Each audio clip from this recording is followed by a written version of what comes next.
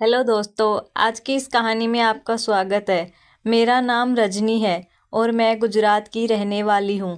आज मैं आपको मेरे घर में मेरे साथ घटी एक घटना के बारे में बताने जा रही हूँ, जिसे सुनकर आपका बाबू मचल जाएगा। अब मैं आपको खुलकर बताती हूँ कि सुनील नाम का लड़का, जो हमारे घर के कपड़े के बिजनेस में एक कारीगर है, उसने मुझे बहुत छोटी उम्र में ही बुलाकर कपड़े बनाने की कला कैसे सिखाई। ऐसा करीब 2 साल तक चलता रहा।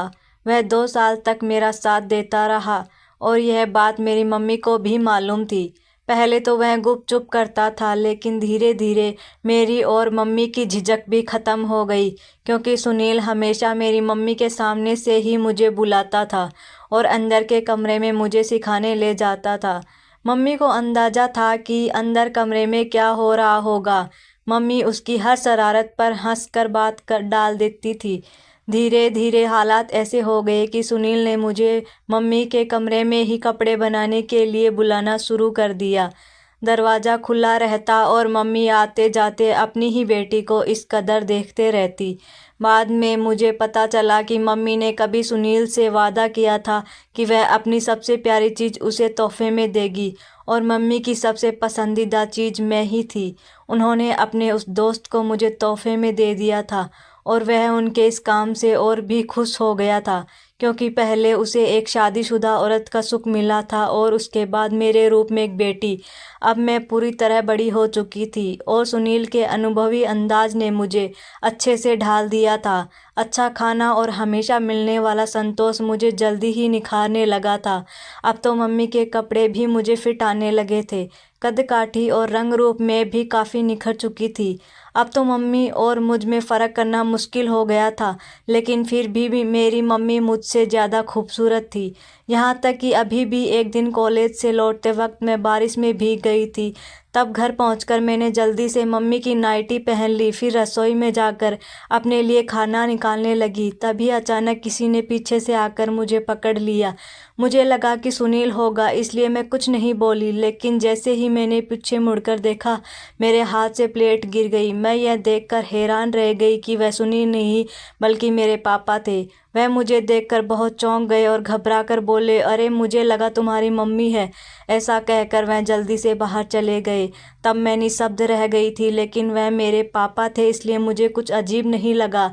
तब मैंने किचन साफ़ किया और फिर अपने लिए खाना लेकर कमरे में जाकर खाने लगी, लेकिन मेरे दिमाग में बार बार वही घूम रहा था जब मेरे सामने मेरे पापा थे।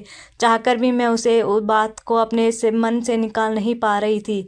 खाना ख़त्म करने के बाद मैं सुनील के पास जाकर बैठ गई। वह काम कर रहा था। मैंने उससे कहा, सुनील क्या तुम मेरी कुछ मदद कर सकते हो? उसने मेरी बात मानी, लेकिन मुझे वैसा संतोष नहीं हुआ जैसा मैं उम्मीद कर रही थी। तो क्या अब मुझे दूसरा कोई व्यक्ति चाहिए था? और वह दूसरा व्यक्ति कौन हो सकता था? तब मैंने सोचा कि मेरे खुद के पापा, लेकिन इसमें गलत क्या था?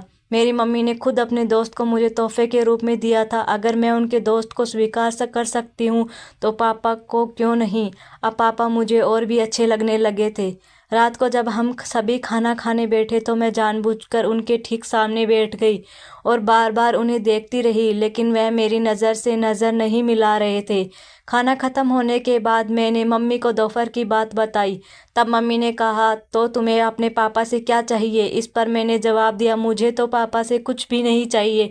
मम्मी ने कहा, देखो सुनील तुम्हारी हर काम में मदद करता है, तुम उसके साथ रहो और मुझे तुम्हारे पापा के साथ रहने दो। तब मैं चुप रही, लेकिन मन ही मन सोच रही थी कि काश पापा मेरे साथ। अब मुझे किसी भी चीज़ की परवाह नहीं थी। मेरा छोटा भाई हमेशा मेरे साथ रहता था, लेकिन बड़ा भाई हमेशा मुझ पर गुस्सा करता। मैं उससे डरती भी थी। उससे तो मुझे वैसे भी ज़्यादा उम्मीदें नहीं थी। अब मेरा सारा ध्यान सिर्फ पापा पर था, क्योंकि मैंने कई बार उन्हें नशे में मम्मी के साथ झगड़ते हुए देखा था। कितनी ज़ोरदार झगड़े होते थे। वैसे सुनील भी ठीक था, लेकिन उसमें पापा जैसी वह बात नहीं थी, और मुझे तो बस वही चाहिए था। मुझे पता था कि पापा अक्सर रात को ज़्यादा शराब पी कर आते हैं, और जिस दिन उन्होंने बहुत ज़्यादा पी ली हो, उस दिन मम्मी का हाल बेहाल होता था। इसके बाद से मैंने पापा के घर आने और जाने का ध्यान रखना शुरू कर दिया। मैं उनकी हर चीज़ की परवाह करने लगी। मैं मम्मी से दूर रहकर पापा के करीब रहने की कोशिश करती रही, और शायद अब उन्हें भी यह बात महसूस होने लगी थी। जिस दिन यह सब शुरू हुआ, उसी दिन से मैं उनसे और भी करीब हो गई थी, लेकिन अब तक मुझे वह नहीं मिला था जो मैं चाहती थी। कभी कभी ऐसा होता है कि जिस चीज़ के बारे में आप सोचते हैं वह इतनी आसानी से मिल जाती है कि आप उसकी कल्पना भी नहीं कर सकते। दरअसल हुआ यूँ कि एक दिन मम्मी की तबीयत ठीक नहीं थी तो खाना मैंने ही बनाया। उस दिन पापा देर रात से घर आए। उन्होंने बहुत ज़्यादा शराब पी रखी थी। मुझे लगा कि इससे बेहतर मौका मुझे फिर कभी नहीं मिलेगा। मुझे उसी दिन कुछ करना था। तब मैंने जानबूझकर मम्मी की वही नई ड्रेस पहनी जो मैंने उस दिन पहनी थी। तब तक मेरे दोनों भाई खाना खाकर सो चुके थे। फिर मैंने मम्मी को खाना दिया, लेकिन उन्होंने बहुत कम खाना खाया और फिर अपने कमरे में जाकर सो गई और मैं बर्तन रसोई में रखने चली गई। थोड़ी देर बाद में मम्मी के कमरे में जाकर देखी तो उनका शरीर गर्म हो रहा था। तब मैंने मम्मी से कहा, मम्मी तुम मेरे कमरे में जाकर सो जाओ, क्योंकि यहाँ ऐसी चल रही है तो तुम्हें ज़्यादा ठंड लगेगी। तब मैंने उन्हें बहुत समझा कर अपने कमरे में ले जाकर सुला दिया। इसके बाद मैं मम्मी के कमरे में गई और अपने बाल ठीक किए, थोड़ा मेकअप किया और आराम से जाकर मम्मी के बेड पर सो गई। तब पापा नशे में सो रहे थे और ज़ोर ज़ोर से खर्राटे ले रहे थे। तब मुझे थोड़ी निराशा हुई कि ये क्या हो गया। मैंने जो सोचा था वैसा कुछ भी नहीं हुआ। मुझे लगा कि शायद मुझे कुछ भी हासिल नहीं होगा, लेकिन मैंने अपनी उम्मीद नहीं छोड़ी और इस उम्मीद ने मुझे संभाले रखा। कुछ देर बाद में वही हुआ जिसका मैं इंतज़ार कर रही थी। फिर पापा ने करवट बदली और नींद में बड़बड़ाने लगे, थोड़ा उधर सरक डाल। फिर अचानक से पापा मम्मी को आवाज़ देकर कहने लगे, क्यों झंझट कर रही हो डार्लिंग, सो जाओ। लेकिन मैं कैसे सो सकती थी। पापा की नींद हल्की हो गई थी, लेकिन वे जागे नहीं और नींद में ही बड़बड़ाते रहे, क्या हुआ डार्लिंग, सो जाना और मुझे भी सोने दे। इसका मतलब मैं यही समझ रही थी कि मैं उनके पास रहकर भी नहीं थी, बल्कि उनकी बीवी ना होकर भी उनके साथ थी। फिर सुबह 5:30 बजे मेरी आँख खुली, तब पापा सो रहे थे। मैं तो जाग गई, लेकिन बिस्तर से उठी नहीं। मैंने देखा पापा अभी भी सो रहे थे। मेरी ख्वाहिश थी कि जब पापा उठे तो मुझे देखते हुए उठे। कुछ देर बाद में पापा उठे, तब मैंने सोने का नाटक किया। पापा उठे और आंखें मलते हुए खड़े होने लगे। तब उनकी नज़र मुझ पर पड़ी। पहले तो उन्होंने मुझे देखा, फिर इधर उधर देखा और वह चौंक गए। तब मैंने जानबूझकर सोने से जागने का नाटक किया और अपने हाथों से चेहरा ढक लिया। फिर पापा बाहर चले गए, लेकिन मैं खुश थी।